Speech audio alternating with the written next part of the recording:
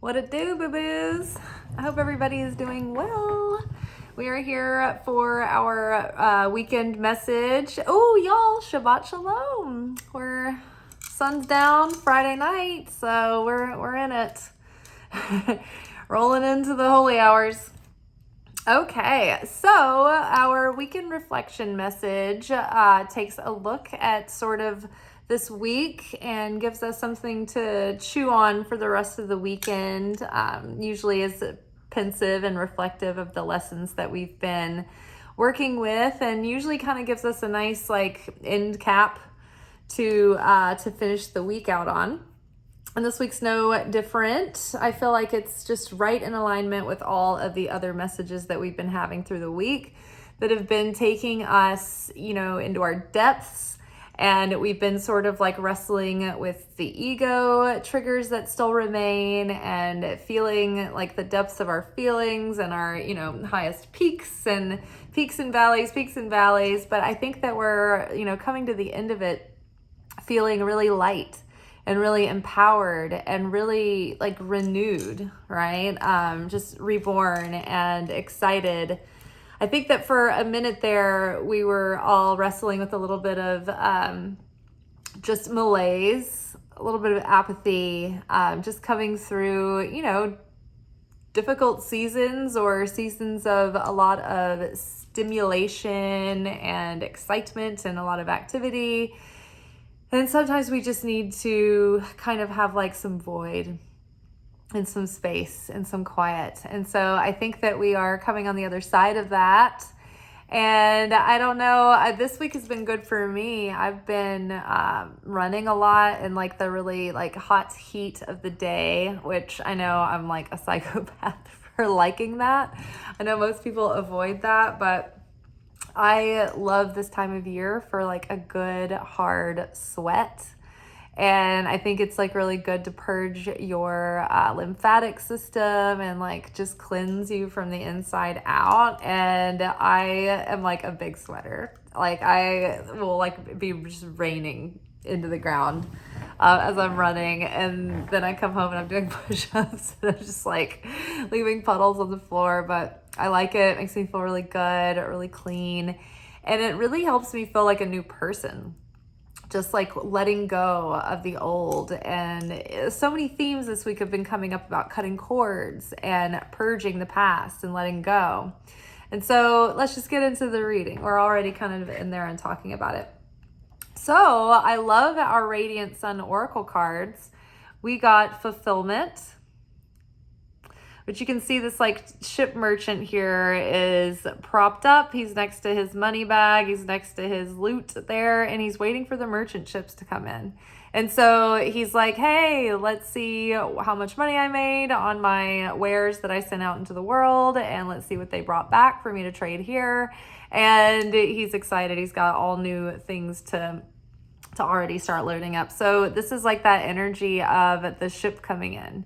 And we've got, it's Saturn in Sagittarius, or Capricorn in Sagittarius. No, Saturn would be Saturn in Sagittarius. That's what it is. And so it's like highlighting the feeling and the like personality aspects of being excited about expanding our philosophies and horizons and our sense of adventure, but also in like enthusiasm and optimism and good fortune. Like all of these are Jupiter themes, right? With Sagittarius. Sagittarians are adventurous. They're like focused. They're like taking their shot.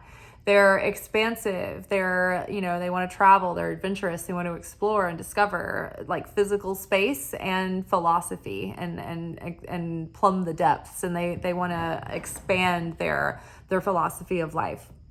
And so paired with the elements of Capricorn, that really gives them a lot of probability for success, because all of that fire can be channeled into discipline and focus and structure, and when needed, a little bit of rigidity, right? Capricorn helps rein in some of that Sagittarian fire and tendency toward overindulgence, all right? Because Sagittarius is also connected to Taurus through their poles. Like when the North Node was in Taurus, the South Node was in Sagittarius. They're connected. And so Venus and Jupiter are connected. And sometimes when those two are together, they're in their detriment because they're like, let's party, let's spend money, let's get indulgent. And it really expands and like, you know, kind of encourages each other to like kind of get out of control. And so that Sagittarian energy can result in overindulgences and sometimes difficulty with balance. So here we have that Sagittarian energy, but reined in and self-disciplined and more mature. And so that's like a dangerous combination because that is like enthusiasm and optimism and like excitement and creativity and fire. With like a lot of energy and determination focused in with actual like practicality and pragmatic application. So very good. Because of that, because we have gotten, you know, we're getting into that mode feeling like, okay, I'm not just like a distracted, indulgent Sagittarian energy right now. I'm really wanting to rein in and get focused. And so that's helping us bring in the fulfillment of our manifestations, possibly soon. We have the romance card to follow, which is Venus in Taurus. So again, we've got Sagittarius here, connected with his gal, Venus. And it's like expanding, like our ability to implement structure and discipline and consistency is actually expanding that beauty in our life and the ability for abundance and fruitfulness and security. And so when the more abundant and stable we are, the more beauty we can experience, right?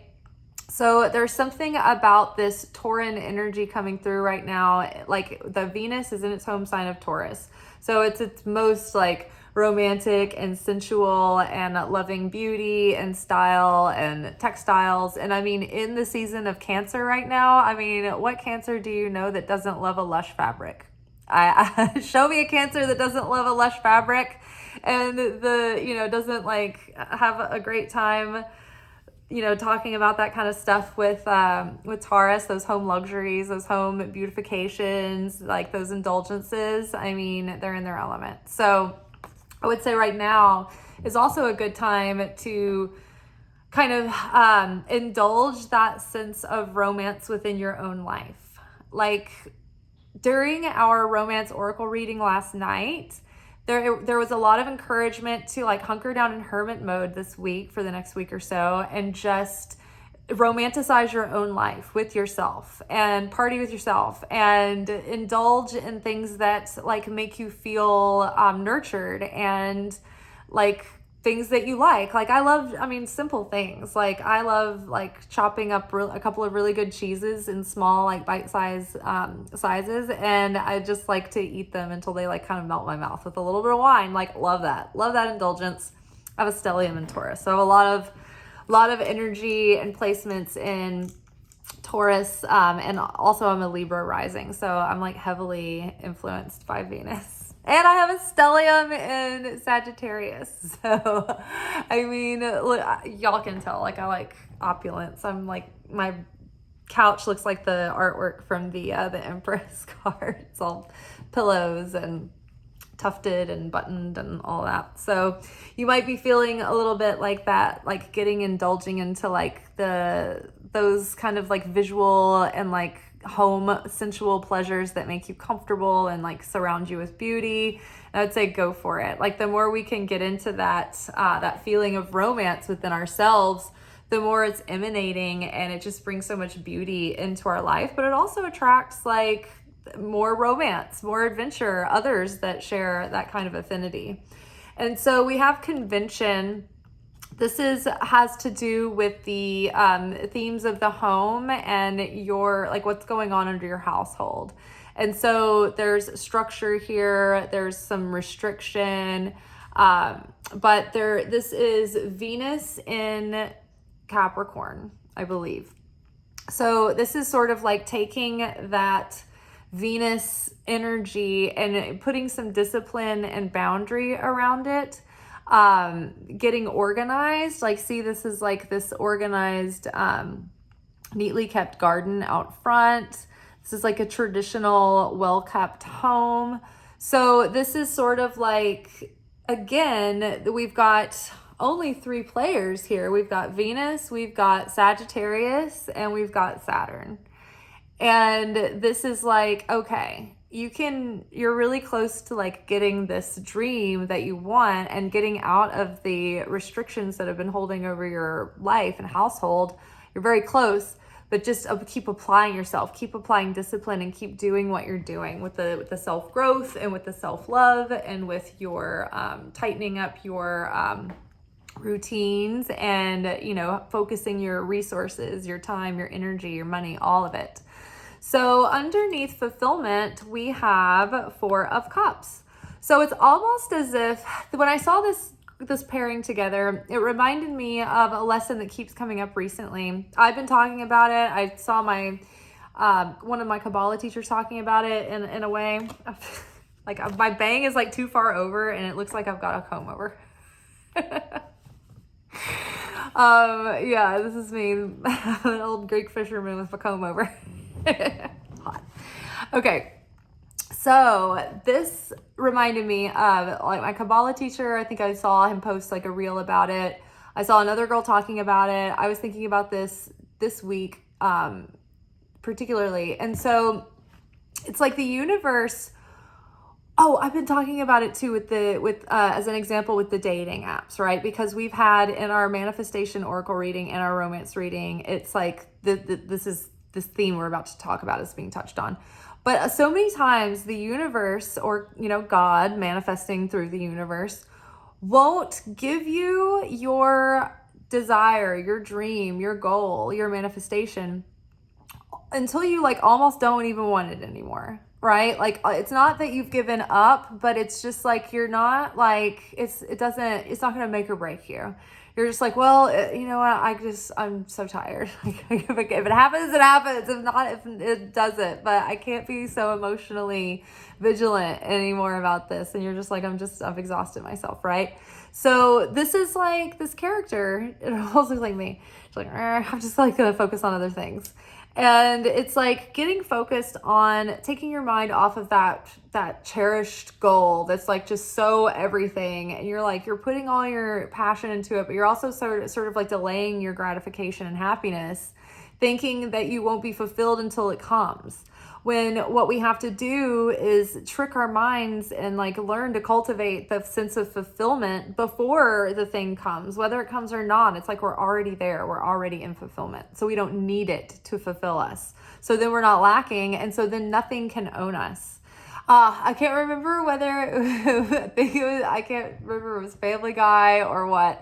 It was one of those cartoons, and it busted into this random like moment where somebody goes, "In communist Russia, car on you." It's that idea. It's like when you need something so much, it just owns you, right? And you have no freedom. Like when Jesus invited Nicodemus to join the disciples, Nicodemus was the high priest. He was already like, you know, older man with like a wife and like grown kids and grandkids on the way, and some grandkids, and he had already established his power. He was used to a certain level of wealth and comfort and routine. And, you know, he had the pressure from the wife. And so Jesus was like, you can give it all up and come with me, or you could just like leave it, you know, and come on the road. I mean, I'm sure he had like savings, you know, like it wasn't like they didn't ever get to come home. But Nicodemus was like too comfortable in his lifestyle and he couldn't give it up. So back to the discussion. I kind of like lost myself in thought there. I'm sure it'll make sense later. So we have this character. Oh yeah, even though he wanted to go, like he couldn't follow his dream. He couldn't follow his heart and go. He was too wrapped up in the his possessions that end up owning him, right? And so when you need something so much, or like if you need a person so much, right? Like you see these like really unhealthy relationships where like I mean, this is like the classic trope, but like the person that just like is like so addicted to the player, whether it's the guy who's like hung up on the girl who treats him like crap and is like not interested, or vice versa, the girl who keeps waiting around for that guy who like never commits, but he's always like in and out, you know. It's like that person owns them, because the person on the other side of that can't let go of the idea of being with someone or being in a relationship. They're too afraid to just cut it and just be on their own, like adrift with nobody, no lifeline, just solo, no cords attached, right? Too scary. So they like hold on to that lingering back burner thing, and it holds them back, keeps them captive, because they need it. So it owns them, right? It has control over them. When Jesus says, if someone makes you take on their pack and walk with them a mile, then you walk with them too.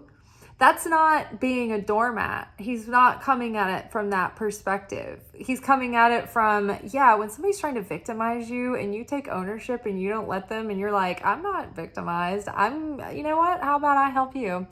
You're not bothering me any. Why don't I carry your pack another mile, right? And you totally take the fun of the sadism out of it for them, because you're not affected by their twisted, tricks.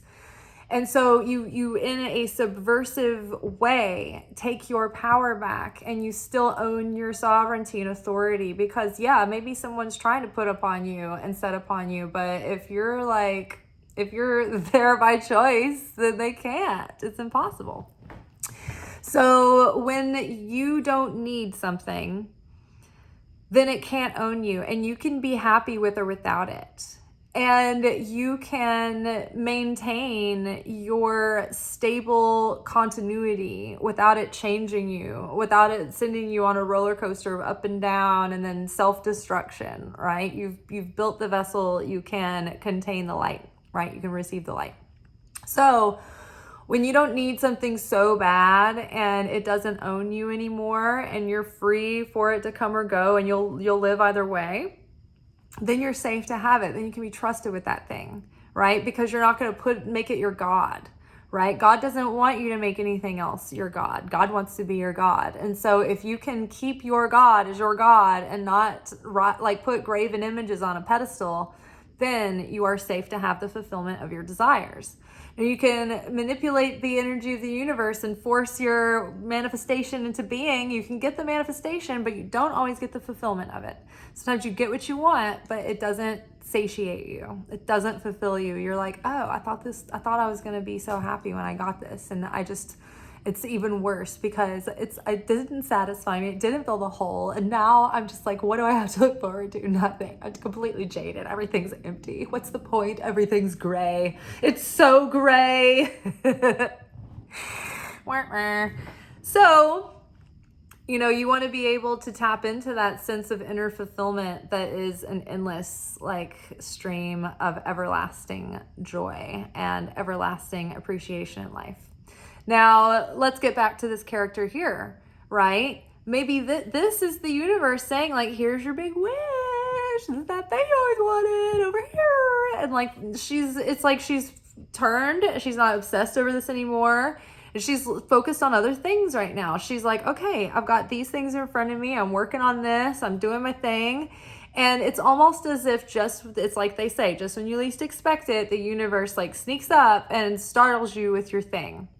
So we don't even see it yet, but look, it's see the repetition of form here, how this character is in waiting, or they're preoccupied. They're still doing their business. They're still going about their business, but the ship's coming in and the cup's being offered, and they get ready, right? It's not there, but we're in the point where the ship's coming into the harbor, right? It might take a couple of hours for this thing to port and drop anchor and what we used to call spiking the truck in film was when you got all the carts ready, you get the ratchets undone, and you start unloading the gear packages out of the truck, right? That's the first stage. So we know that we're not in the moment now, but we're in the layover, right? This is a layover week. That's what we've been calling it. So while we've been doing the inner work and while we've been busying ourselves about the task of chipping away at some of the other life's demands and goals, our thing, it's like finally, like we've let go of the white knuckle grip that causes like dissonance. It causes polarity, but not in the polarity way that like brings things together and attracts them, but a repellent polarity. It's like when you are needing something too much in manifestation, it repels it. So one of the last and final key factors, and many times the most difficult, is to be able to like have that surrender, the release, the let go, and the walk away. Giving it up and surrendering it and letting it come in. And so in order to do that, you've got to let go of the timeline. You've got to let go of control. These were like the themes last night in our romance oracle reading. It's like, go hermit down, get lost in like the things that you like to do. Don't look over your shoulder. Stop watching the pot, waiting for it to boil. Just go do your thing, have fun, forget all about all the things that are, that you're wanting to come in, and let it go. And just enjoy life for a minute. And that's when the universe, it's like, okay, that's when it starts to sneak up on you. That's when you can get over the hump and like reignite your magnetism again. Getting lost in your own joy and in your own essence. So right now we've got romance coming back into our lives, or soon to be, or that energy starting to come back in where we're like, having a lust for life again. We're having a good time. I've been in the park all week, just like running through the forest and noticing like animal messengers, like giving me different little messages and things, and just having like a good time. Enjoying my garden outside, enjoying little things that are indulgent to me, but feeling really romantic about my life, without any kind of outside influence to make me feel this way, right? That's the key. That's the goal, is what we're trying to do here.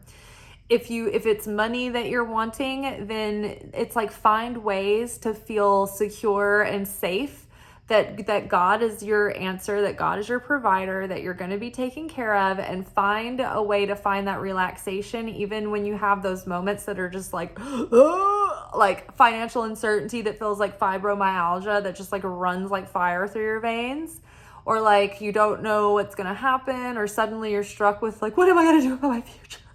I have no future. Like those moments, they come and they're real and they're undeniable, right? And they just suck you in the chest. You're like, oh my God, I'm so terrified. Oh, what am I going to do? And then you have to like tune in and remember that you've never been forsaken and that God is always taking care of us, right? Manna for the day.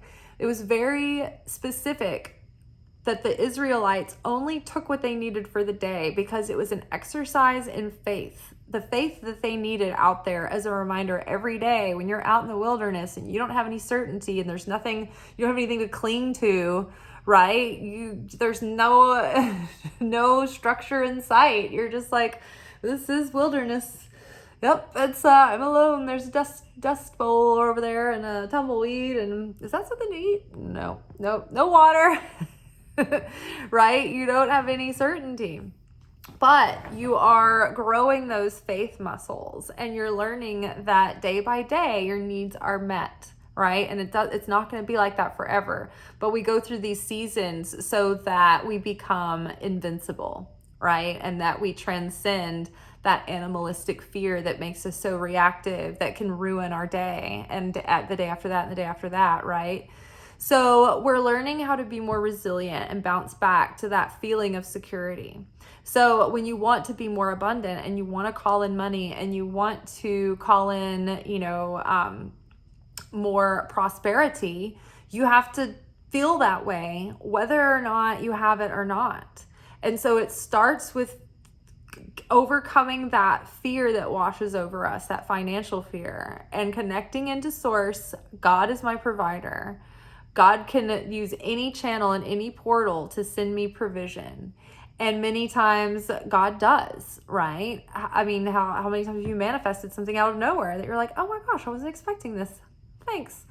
And it will be there for you, right? But it doesn't always happen in a comfortable way. Back when I was working in film, sometimes I would have like 50 cents in my bank account, if that, and I would have rent that I would have to pay. And I'm like waiting for a check, and I'm about to have a stroke, and I'm having panic attacks. And then the moment that I calm myself down and connect with that peace within, that real rest, that inner rest that knows, okay, I know that it looks bleak, but I will have everything that I need when I need it.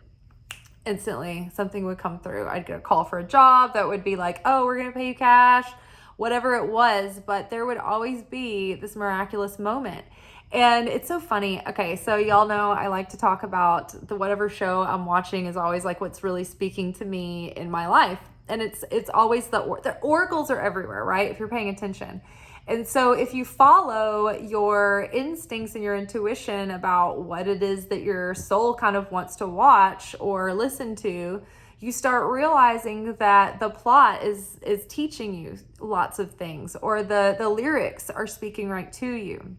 And so it's interesting because I can rarely stay awake through a whole episode of anything, because that is the last thing I do during the day. It's usually really late at night. That's when I'm eating my meal for the day. I'm like a nocturnal feeder. I know that's bad for me. But then I get tired and then I don't stay up for the whole show. So I usually just see a portion of an episode. And it's always during that portion that I'm watching that something will happen in the plot or in the dialogue that speaks to me deeply in whatever I'm faced with that day. And so last night on The Chosen, the story of Lazarus was in the episode that I was watching. And Lazarus was Jesus's friend. In the show, it's depicted as like his best friend, who fell ill while Jesus was away on his missions. And Jesus did not rush to his side to make sure he was okay, but he let him progressively get sicker. And he was like, it's okay. This is not a sickness that will lead to death. It'll be fine. We've got to go do this sermon on the show has it during Hanukkah, where he goes and it's like the Feast of Lights. He goes and he gives this like provocative sermon.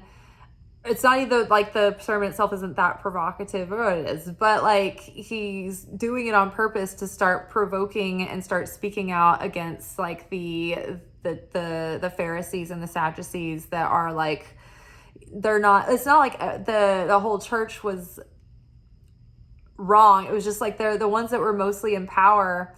Like they were all like in refusal to like see that like the prophecies were coming about. And it's like, he was trying to like provoke them into like, he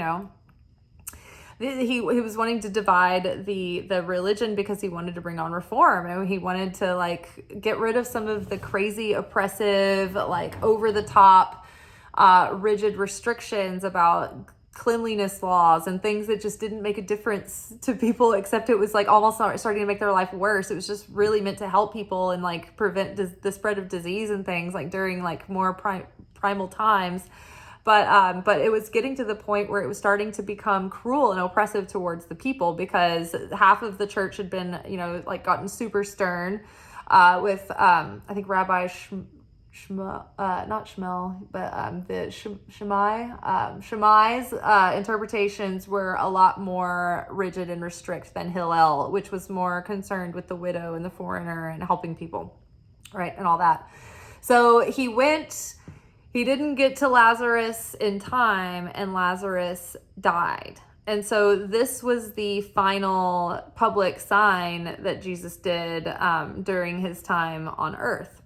And so he was telling Lazarus after the bringing back of Lazarus from the dead, after he resurrected Lazarus, he was like, why me? Like, why was I so important? Like, I got raised back from the dead. And Jesus was like, well, it wasn't necessarily so much who, but when it needed to happen. And it was going to be one of the last straws before the church was going to like definitely name me a heretic and probably have me killed. So Lazarus was like, oh, wow. But Jesus was like, please know that like it really tormented me to have to like take it this far. But it was necessary for my followers. Even at this point, they've seen so many things and they're still not getting it. Like I needed people to see how powerful God was, that you could be like laying dead for 4 days, starting to stink. And then I, called you out and you raised from the dead without anybody touching you or anything or going into the, like by the call of your name, you came out. Like people had to see that level for them to understand the power and like the realness of my Father. And so he was like, I'm sorry that I had to put you through that and I had to take it that far. But it was in order so that people could see the power and the glory of God. The same thing happens to us, right?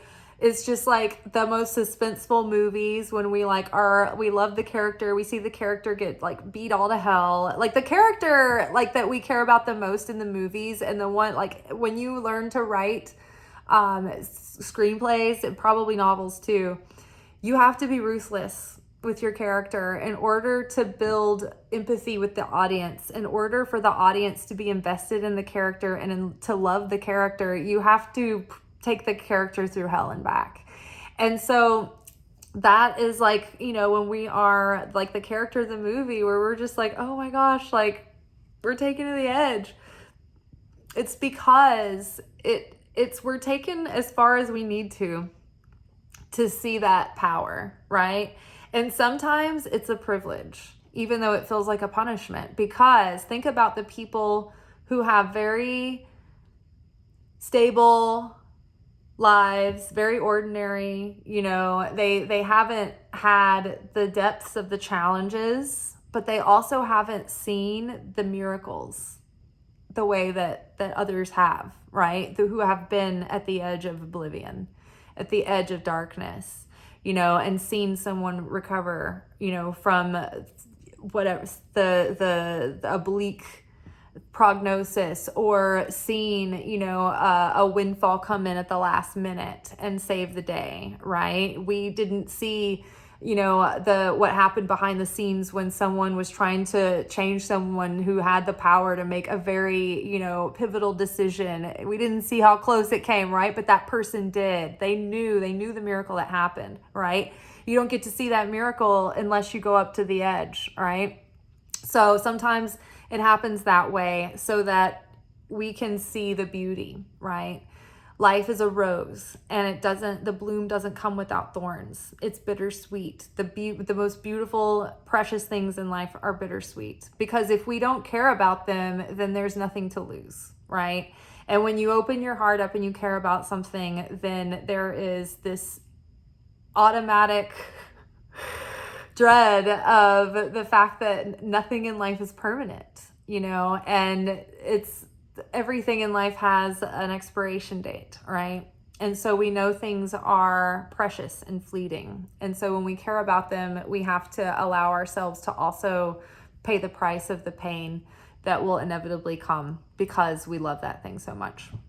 So here we have heartbreak and romance, right? And they go hand in hand. Love and beauty, they go hand in hand with pain and sorrow. And sometimes we can't appreciate that love and that beauty without pain and sorrow and losing it, right? That's why usually people, aren't, that's why like the high school sweethearts that get married and stay together forever, it's a rare story because they haven't learned to appreciate what they have through life's ups and downs, right? Every now and then you'll see those couples, and you're like, wow, how, that's lucky. Or is it, I'm kind of happy that I have had many experiences in life, although not all of them were deeply fulfilling. I've had lots of varieties, and sometimes they were deeply fulfilling and sometimes they were. I've had the gamut, right? So I think I get the best of all worlds in the end, hopefully. Unless I'm just like, destined to be a little nun, like a little freelance nun over here, but I don't think so. So romance and the heartbreak here, the Three of Swords. So one of the themes of the week has been to look back at life's experiences and take that beauty and take the poetry and take the depth from it. And some of the themes of our oracle reading through the week have been to focus in on letting go of the past and forgiving and learning and releasing, hard feelings and cutting cords and letting go. And that will only serve to open us up to healthier relationships in the future, but also it will give us a kind of a reboot of that romantic feeling towards life again. It will make us feel lighter and more lightened up. And so here we have the household that has been under kind of like a restriction. The restrictions and restraints of the house are going to be lifted. We've got 5 of Wands reversed. And so 5 of Wands reverse means, 5 of Wands upright is competition and conflict and things of that nature. Well, when it's reversed, it's about harmony and cooperation and good vibes coming in and like fulfillment and ease and opportunity, people even working together and collaborating. So whatever has been sort of hanging over you, feeling like you've had like a season of restriction over you and your kingdom, in your household, just know that like soon the energy is going to shift and more opportunities are going to be coming in. And where you thought that maybe like you felt like your manifestation was blocked, the fulfillment of that manifestation is on the way. So in the meantime, just like cultivate that sense of romance and beauty and splendor and be in that state of fulfillment already. And just think of it this way. You have a spiritual bank account. It's like a vault. And everything that is destined to be yours is yours. And it's in that vault. And it can't be unyours. Like it just is. So whenever you are ready to receive that thing, and that thing is ready to come in, and it's at the best possible chance of success, that's when you're going to get it. It's already there. It's already in your spiritual bank. It's already in the vault, right? It's just that it's not coming until it's the actual exact right moment. So that is another way that you can feel not the lack of the thing, even though you don't have the presence of it, you can still feel like it's already fulfilled, right? It's already in your bank account. And anything that's not for you that you get, it's not gonna yield fulfillment. It's gonna yield chaos. It's gonna be difficult to hang on to. It's gonna take a lot of like heavy, burdensome work. Like everything worth having does take effort.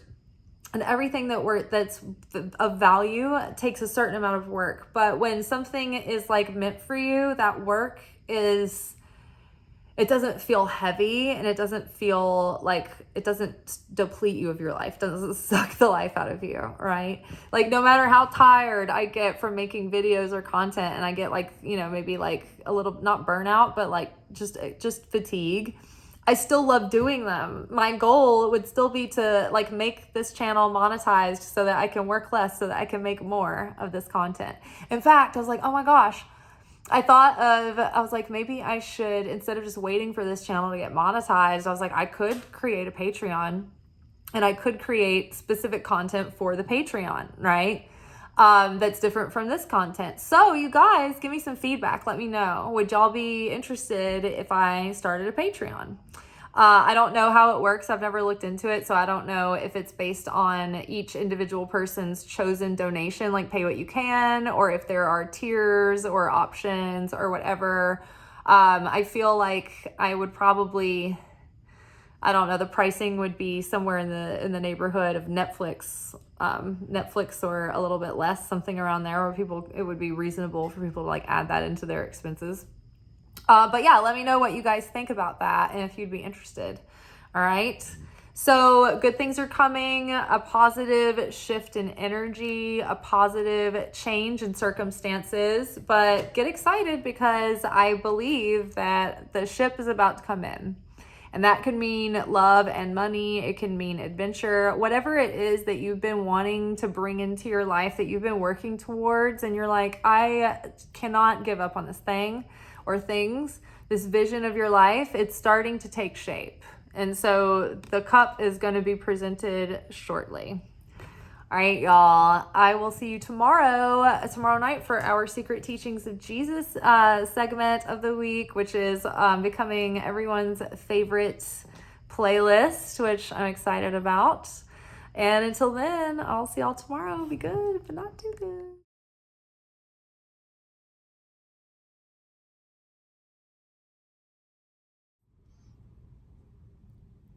Thank you for watching. If you enjoyed this video and you got something out of it, then please give it a like. Subscribe to the channel. Turn on notifications to be notified of when I drop content. Like the videos, comment, share them. Anything that you do helps these messages get out to other people who need them. So you watching a video and taking an action on it actually makes a positive difference in someone else's life.